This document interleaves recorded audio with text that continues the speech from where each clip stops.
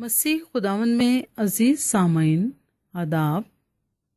آئیے web radio حمد و ثنا کے اس نشری گیان دھیان بعنوان فرشتے کی انجیل کے لیے متوجہ ہوں اور کرسمس کی خوشیوں میں اس گیان دھیان پر توجہ کر کے جو روحانی خوشی حاصل ہونے کو ہے اسے بھی ان خوشیوں میں شامل کر لیں۔ ہمارا ایمان ہے کہ آپ خدا کی برکت سے لطف اندوز ہوں گے۔ آج کے لیے تلاوت مقدس لوکا کی انجیل 2 باب پہلی آیت سے 20 آیت تک۔ ان دنوں میں ایسا ہوا کہ قیصر اگسطس کی طرف سے یہ حکم جاری ہوا کہ ساری دنیا کے لوگوں کے نام لکھے جائیں۔ یہ پہلی اسم نویسی سوریا کے حاکم کورنیس کے عہد میں ہوئی، اور سب لوگ نام لکھوانے کے لیے اپنے اپنے شہر کو گئے۔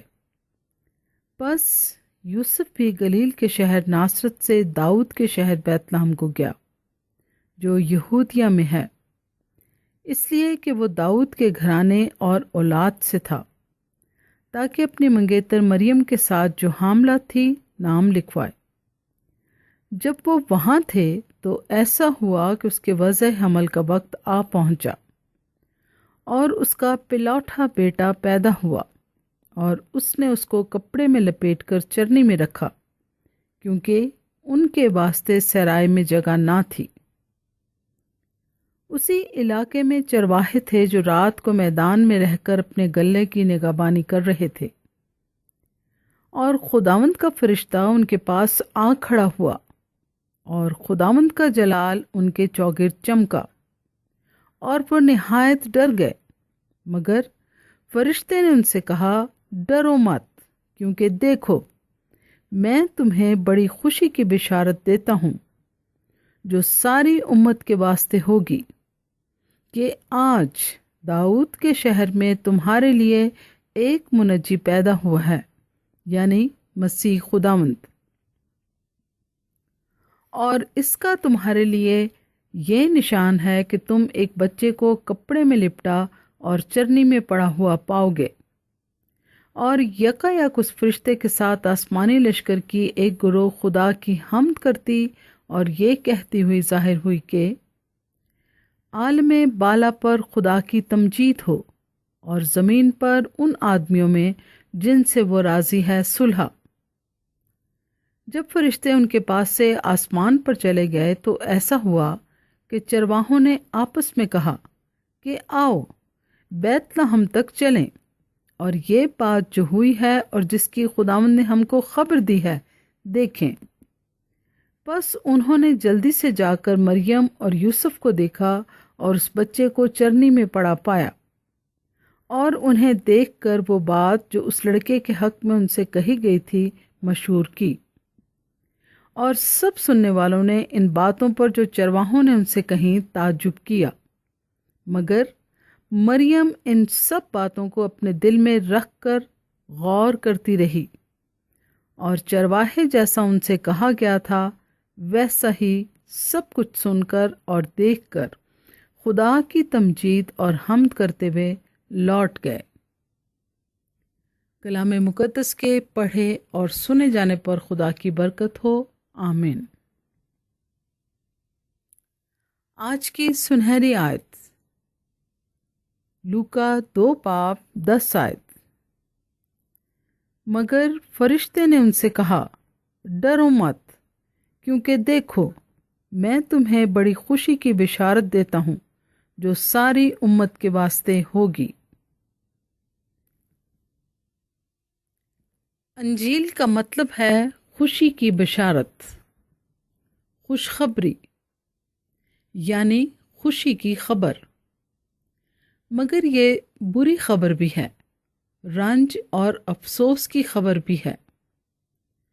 خوشی کی خبر ان لوگوں کے لیے ہے جو اسے قبول کرتے ہیں، اور اس کو جب وہ سن لیتے ہیں تو ہرگز رد نہیں کرتے۔ ان کے لیے یہ واقعی خوشی کی خبر ہے۔ مگر جو اسے سنتے ہیں اور اس پر دھیان ہی نہیں دیتے اور رد کر دیتے ہیں، ان کے لیے یہ واقعی بری خبر نہیں بلکہ بڑی بری خبر ہے۔ یاد رکھیں، خوشخبری جو کہ سنی جاتی ہے اور پھر قبول کر لی جاتی ہے وہ زندگی ہے، اور خوشخبری جو سنی جاتی ہے اور رد کر دی جاتی ہے وہ موت ہے۔ یوحنا اس تناظر میں مسیح خداوند کی تنبیہ بڑے واضح طور پر بیان کر رہا ہے۔ یوحنا 12 باب 47 اور 48 آیات۔ اگر کوئی میری باتیں سن کر ان پر عمل نہ کرے تو میں اس کو مجرم نہیں ٹھہراتا، کیونکہ میں دنیا کو مجرم ٹھہرانے نہیں بلکہ دنیا کو نجات دینے آیا ہوں۔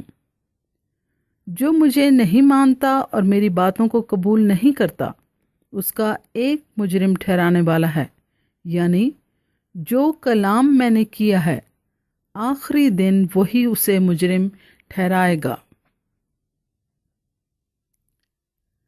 ہماری دعا ہے کہ خدا نہ کرے کہ کبھی ایسا ہو کہ مسیح خداوند سے جاری ہونے والی نجات کی خوشخبری کو سن کر ٹھکرایا جائے، بلکہ اسے قبول کر کے ہولناک نتائج سے بچا جائے۔ آمین۔ خوشخبری یا انجیل سورج کی مانند ہے جو کہ ایک ہی وقت میں برف کو پگھلا دیتا ہے اور ایک ہی وقت میں مٹی کو سخت کر دیتا ہے۔ انجیل ایک اچھی خبر ہے، مشورہ نہیں۔ انجیل ایک حتمی اعلان ہے، مباحثہ نہیں۔ انجیل اس دنیا کے لیے خدا کا محبت نامہ یعنی لو لیٹر ہے، جس کو مسیح خداوند کی پیدائش کے موقع پر فرشتے نے دنیا کے لیے پڑھ دیا، اور اس لو لیٹر کو پڑھتے ہوئے فرشتہ یوں کہتا ہے، لوکا 2 باب 10، 11، 13 اور 14 آیات۔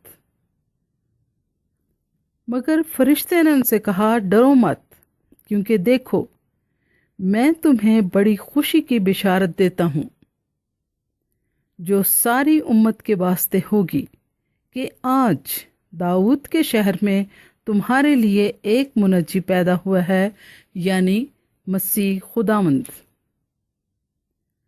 اور یکایک اس فرشتے کے ساتھ آسمانی لشکر کی ایک گروہ خدا کی حمد کرتی اور یہ کہتی ہوئی ظاہر ہوئی کہ عالم بالا پر خدا کی تمجید ہو، اور زمین پر ان آدمیوں میں جن سے وہ راضی ہے صلح۔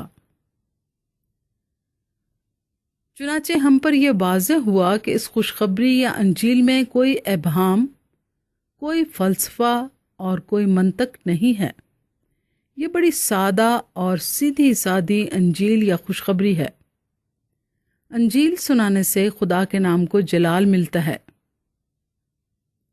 یہ فرشتے کے لیے بڑی اعزاز کی بات تھی کہ جس کو خوشخبری جیسے عظیم کام کے لیے چنا اور مقرر کیا گیا کہ وہ آسمانی مقام کو چھوڑے اور گڈریوں پر زمین یعنی بیت لحم کے ویرانوں میں ظاہر ہو۔ مگر فرشتے سے زیادہ ہمارے لیے اعزاز کی بات ہے، جیسے کہ پولوس کہتا ہے کہ خوشخبری یا انجیل ہی کی وجہ سے اسے اختیار ملا، یعنی انجیل سنانے کا اعزاز ہم انسانوں کو بااختیار بناتا ہے، کیونکہ جب ہم انجیل اور خوشخبری کا اعلان کرتے اور سناتے ہیں تو اس میں ہمارا شخصی تجربہ شامل ہوتا ہے کہ یسوع نے ہمیں نجات دی ہے، جو کہ بڑے گناہ گار تھے، پولوس رسول کی طرح۔ ہم جو کہ گناہ کی سزا موت سے ڈرے ہوئے تھے، ہم جو کہ خوف، دہشت، توہم پرستی اور ضعیف الاعتقادی کا شکار تھے، نہ صرف اس نے ہمیں ان سے آزاد کیا بلکہ وہ ایمینویل ہے جس کا ترجمہ ہے خدا ہمارے ساتھ۔ تو خوشخبری ڈر کو دور کرتی ہے۔ فرشتے نے گڈریوں سے یہی کہا تھا کہ ڈرو مت۔ ہماری آج کی دنیا میں ہر کوئی موت سے ڈرا ہوا ہے۔ یرمیہ نبی کے دنوں جیسا حال ہے۔ یرمیہ نبی کہتا ہے، موت ہماری کھڑکیوں پر چڑھائی ہے۔ یرمیہ 9 باب 21 آیت۔ کیونکہ موت ہماری کھڑکیوں میں چڑھ آئی ہے اور ہمارے قصروں میں گھس بیٹھی ہے، تاکہ باہر بچوں کو اور بازاروں میں جوانوں کو کاٹ ڈالے۔